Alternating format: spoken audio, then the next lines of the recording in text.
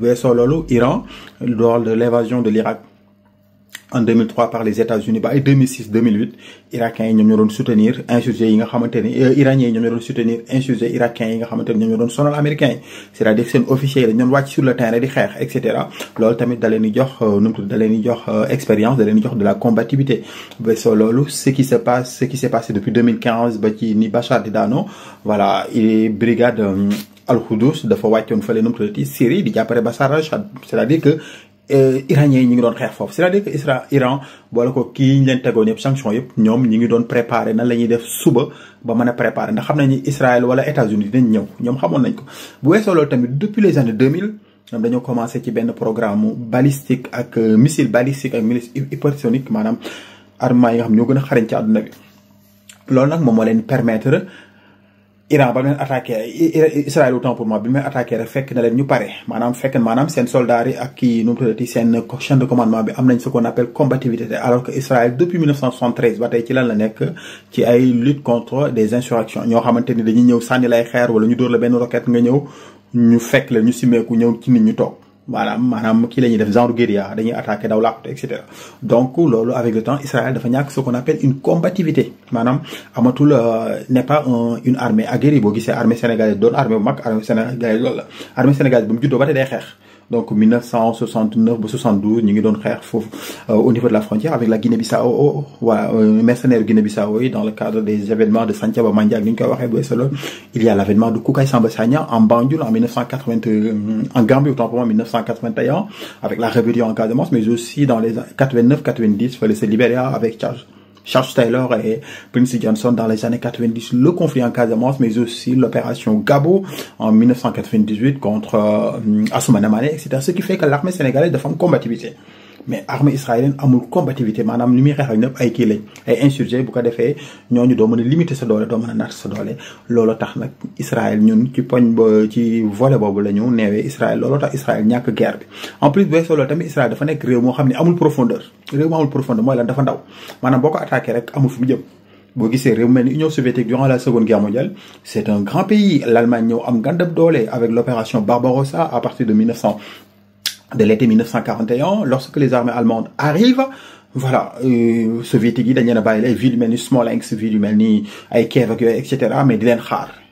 Leningrad actuel Saint-Pétersbourg leen xaar Moscou leen xaar aussi Stalingrad moo nekk nu mu tuddati moo nekk ville bi nga xamante ni moom moo nekk ci suufu Union soviétique ci suufu Russie actuellement donc voilà ci réew yooyu noonu ci ville yooyu la leen xaar ba ñu ñëw fa nga xamante ni armée allemande dugg na en profondeur bu duggee en profondeur rek mën naa am ce qu'on appelle ay problème ci ginnaaw maanaam réserve ça ne suit pas bu ko defee mën nga leen a encercler def stratégie d'encerclement tu les casses donc Israël tamit loolu c'est un problème bu rëy la ci situation am ce qui fait que donc voilà moom moo tax mu ñàkk guerre bi en plus comme ni ko le général Mohamed comment il s'appelle Reza Nahbi waxee actuel Saint-Pétersbourg leen xaar Moscou leen xaar aussi Stalingrad moo nekk nu mu tuddati moo nekk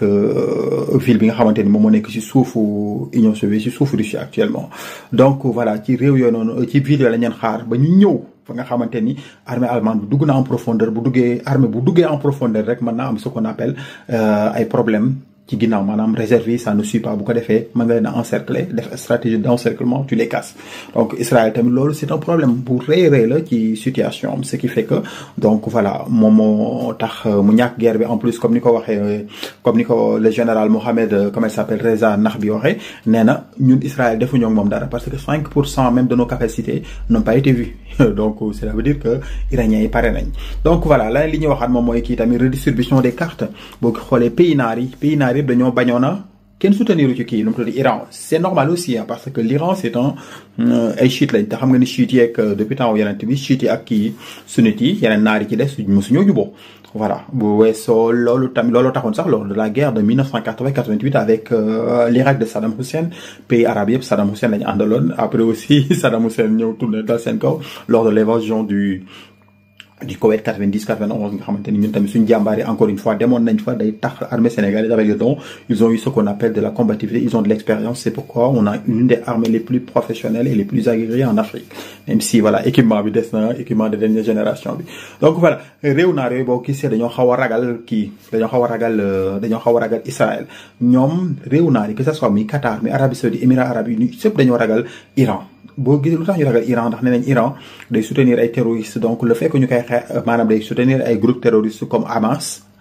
moom mooy kan, Hamas mooy palestiniens yi comme Hezbollah moom mooy libanais yi voilà ak ay Houthis et cetera. te nee nañ le fait que nga xeex ak nu mu tudd nga xeex ak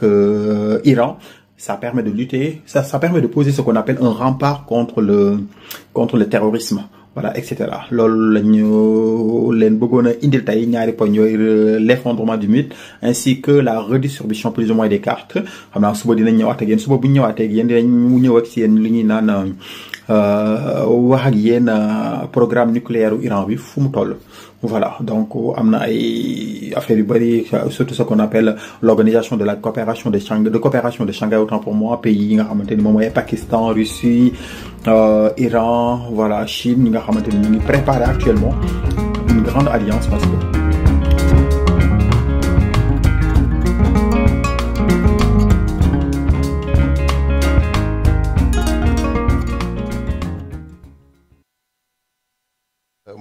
professeur Maodo Ba di ab historien militaire contemporain ak jàngat bu am solo bi nga xamante ni defal nañu ko